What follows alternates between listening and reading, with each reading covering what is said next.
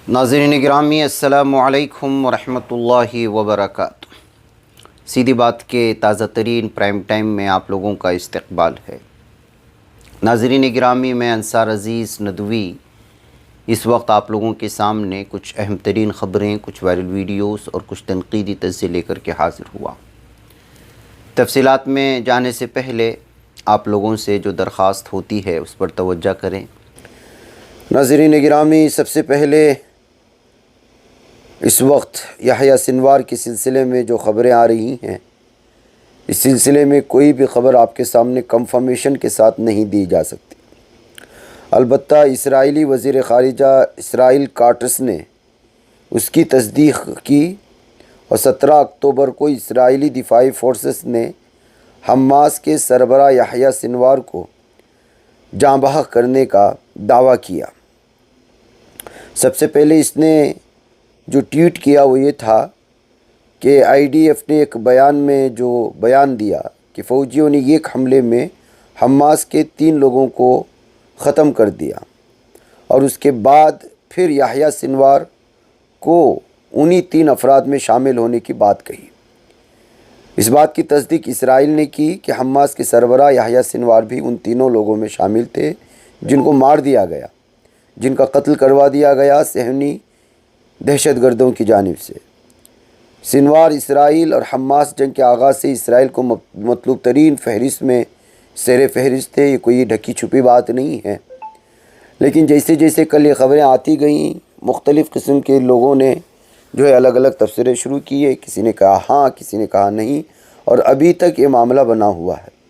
उसकी वजह यह है कि जितने भी इस वक्त उनकी शहादत की जो ख़बरें हैं वो BBC से है, और जितने भी इसराइल नवाज़ अखबारात कह सकते हैं वो कल शाम से इसकी सुर्खियां बनाने लगे, और सबके सब का ज़राया सिर्फ़ और सिर्फ इसराइली दिफ़ाई फ़ोर्सेस की जानिब से पेश की जाने वाले बयानात थे।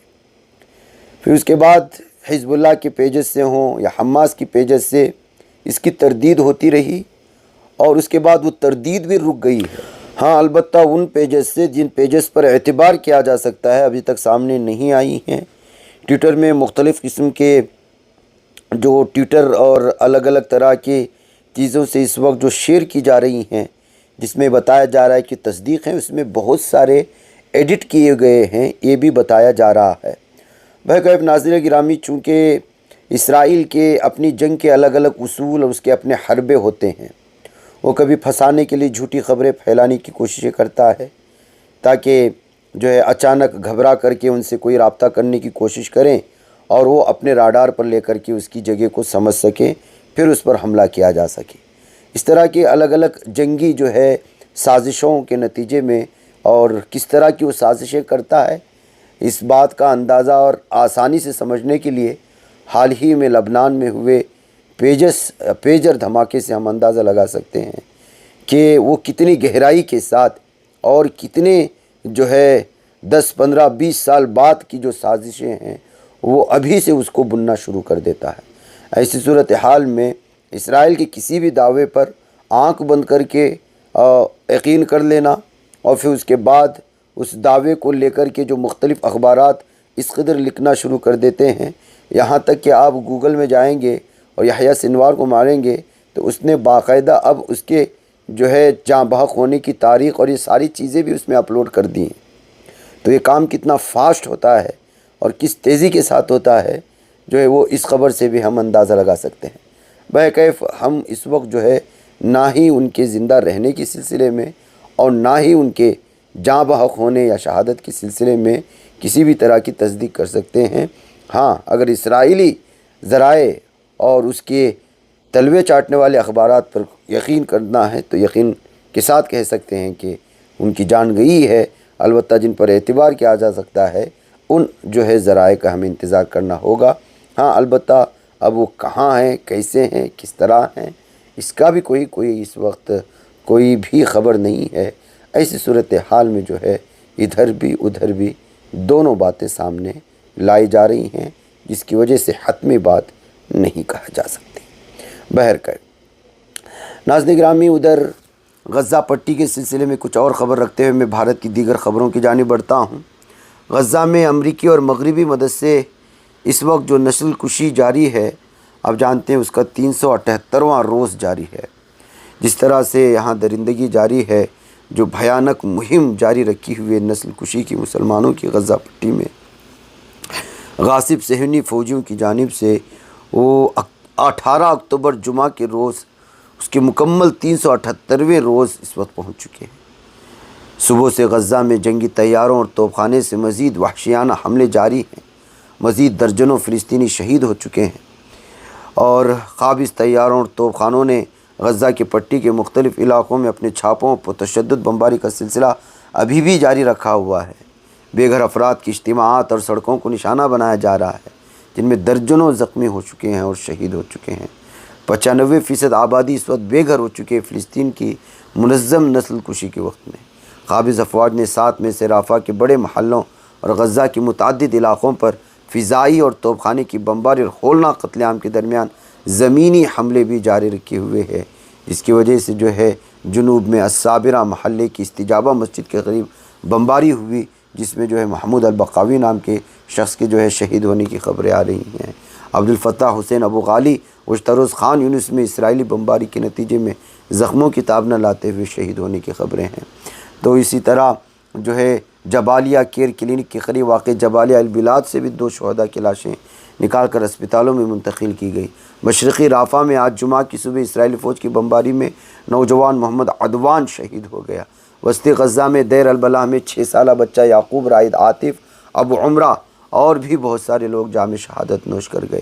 اسرائیلی توپ خانے کی گولہ باری نے رافع شہر کے شمالی مغربی علاقوں کو نشانہ بنایا، جبکہ قابض فوج کی گاڑیوں میں وسطی غزہ کی پٹی میں برج مہاجر کیمپ کے شمال میں فائرنگ کی گئی ہے۔ یہ صورتحال ہے ناظرین گرامی۔ ادھر لبنان میں اسرائیلی فوج نے اپنے 5 فوجیوں کے جہنم حاصل ہونے کا اعتراف بھی کر لیا ہے۔ جہاں سینسرشپ نے جو ہے ہلاک ہونے والے جہنم حاصل ہونے والے فوجیوں کے ناموں کی اشاعت کی اجازت دی، جس کا تعلق گولانی یونٹ سے تھا۔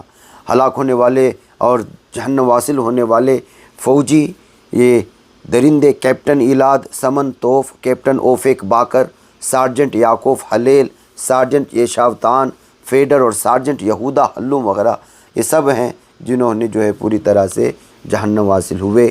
یہاں پر آپ کو بتا دوں کہ فلسطینی مزاحمتی حملوں میں، حزب اللہ کے حملوں میں اور ان کے حمایتیوں کے حملوں میں، فلسطینیوں کی داخلی کارروائیوں کے نتیجے میں ابھی 2-3 دن کے جو ہے وقفے کے دوران فوج، ظالم دہشت گرد صہیونی درندوں کی فوج اور آباد کاروں کی صفوں میں 45 اسرائیلیوں کے مارے جانے کا دعویٰ کیا گیا ہے، جبکہ 5 لوگوں کا جو ہے یہ سرکاری اعلانات ہیں۔